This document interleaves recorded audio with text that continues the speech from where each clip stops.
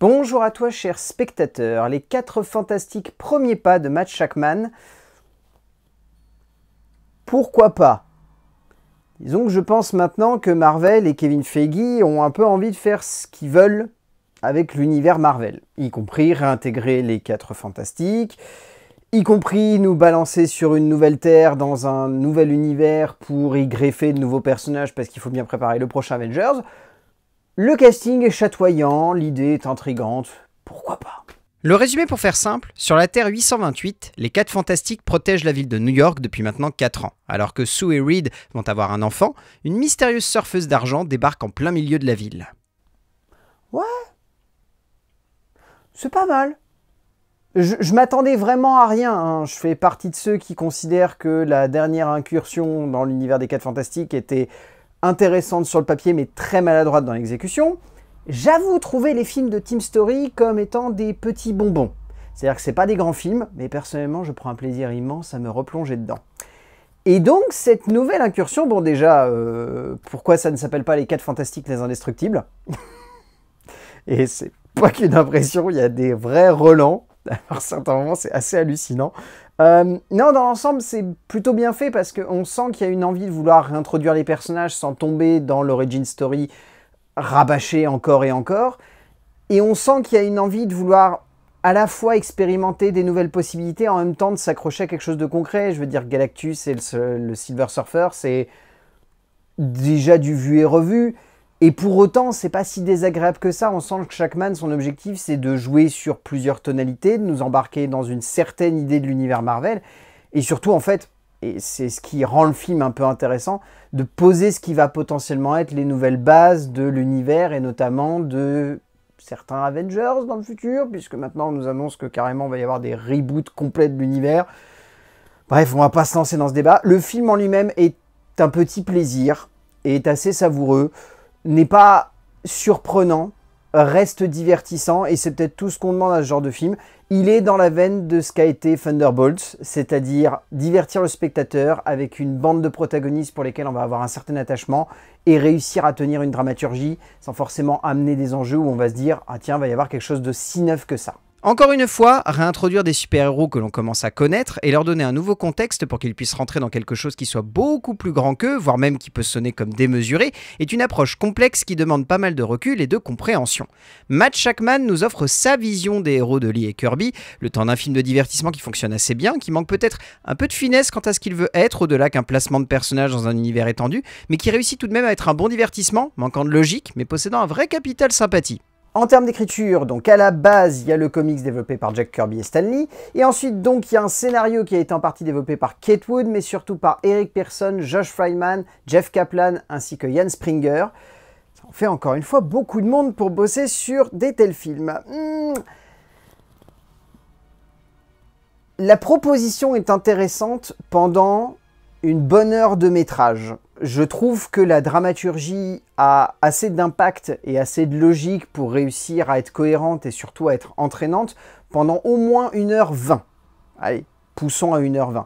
Parce qu'il y a à la fois le setup des personnages, il y a le setup de l'univers, il y a le contexte, il y a tous les enjeux dramatiques qui vont être placés ensuite, il y a aussi le fait de simplement placer les personnages, parce qu'il faut aussi leur donner du contexte à eux, pas uniquement à ce qu'ils sont et leur pouvoir. Donc, les scénaristes ont voulu vraiment faire en sorte qu'on ait de l'attachement pour ces protagonistes, ce que je peux respecter.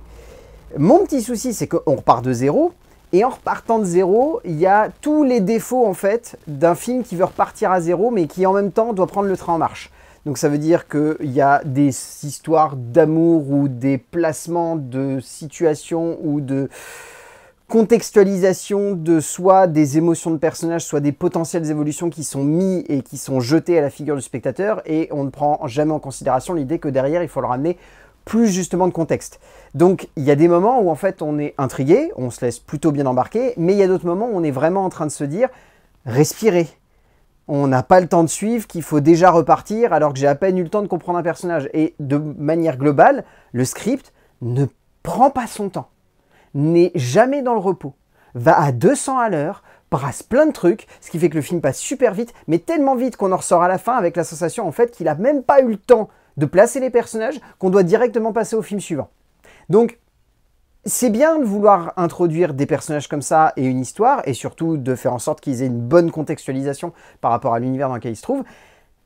Mais là, c'est vraiment que la recette, elle est très compliquée à mettre en place ici. Friedman, Pearson, Kaplan et Springer font de cette aventure que l'on commence à bien connaître le bon moyen de remettre en perspective les héros donc. Mais après, encore une fois, il y a cette idée de vouloir greffer beaucoup dans un film qui doit aussi bien être un contexte qu'un investissement émotionnel pour le spectateur.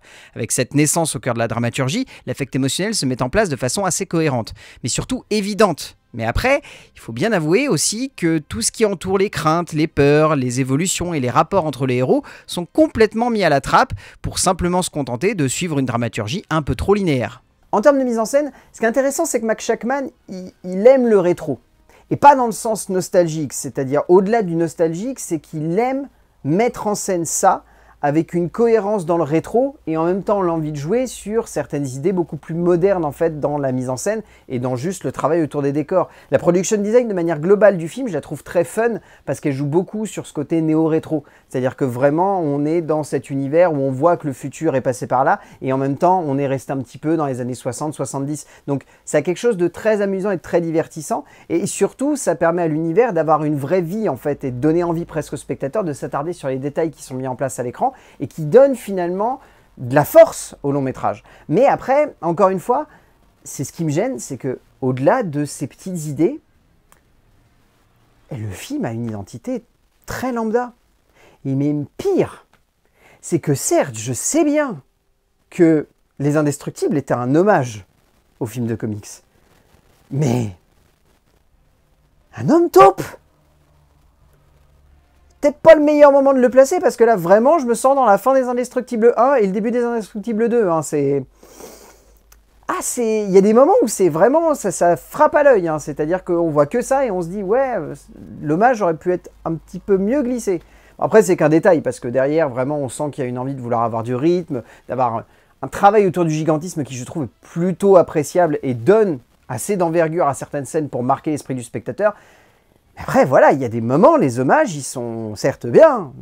J'adore le film de Brad Bird, mais plus subtil peut-être. Shackman s'amuse de cet univers, de cette ambiance et de ce ton qui peut parfois sonner comme un poil décalé par rapport à ce qui prend place à l'écran. Mais il faut bien avouer tout de même que le réalisateur s'amuse de ce contexte rarement mis en place au cœur de l'univers Marvel pour s'en donner à cœur joie.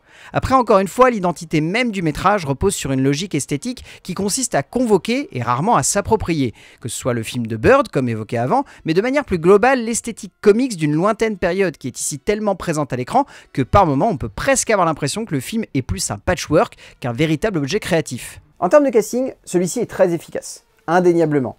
Que ce soit Ralph Ineson, qui est un immense acteur et qui ici est hyper charismatique, que ce soit Julia Garner, que j'ai trouvé très très cool. Dans les rôles plus tertiaires, on peut citer Natasha Lyonne ainsi que Paul Walter Hauser, on peut citer Sarah Niles ainsi que Matt Gatiss également.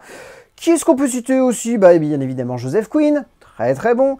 Ebon Moss-Backrash, excellent aussi. Enfin, ces acteurs-là, ils n'ont plus rien à prouver depuis maintenant très nombreuses années, que ce soit par le biais de leur travail dans des séries ou dans des films. Vanessa Kirby est très touchante. Je trouve que son interprétation de Sue Storm est très efficace et donne juste ce qu'il faut de finesse pour faire en sorte que l'émotion qui doit se dégager de son évolution marche. Et après, il y en a un qui ressort, mais parce que je pense que c'est son été, hein, parce que entre Matérialiste, entre Eddington et maintenant Les 4 Fantastiques, clairement, on n'est pas loin d'être sur une dictature Pedro Pascal dans les salles de cinéma avec, vous voulez voir du Pedro Pascal ou du Pedro Pascal ou du Pedro Pascal peut-être. Pedro Pascal est très élégant en Reed Richards, l'acteur parvenant à donner une vraie force et forme à un héros qui peut parfois sonner comme caricatural, mais qui rend finalement très charismatique. Au bout du compte, ces 4 Fantastiques premiers pas est un film de divertissement sympathique, mais c'est un film qui place du contexte encore une fois. Et alors c'est rédhibitoire et pour vous savez le problème que j'ai avec ça, mais certes c'est cool. Le problème c'est que avoir encore un film qui place des personnages pour attendre que derrière on ait un vrai développement ou une vraie évolution ou un vrai contexte autour d'eux, voilà, c'est un petit peu dommage. Ça reste fun, hein, on passe un bon moment, mais honnêtement, la recette elle est usée et usitée et il y a un moment il va falloir lui donner un petit peu plus de peps pour que ça sorte du lot. Pour autant, Les 4 Fantastiques, premier pas de Matt Shackman, si vous avez l'occasion de le voir en salle, pourquoi pas. Vous passerez un bon moment, vous allez bien vous amuser, vous allez retrouver les personnages avec plaisir. C'est peut-être tout ce qu'on demande à ce genre de film, parfois. A plus!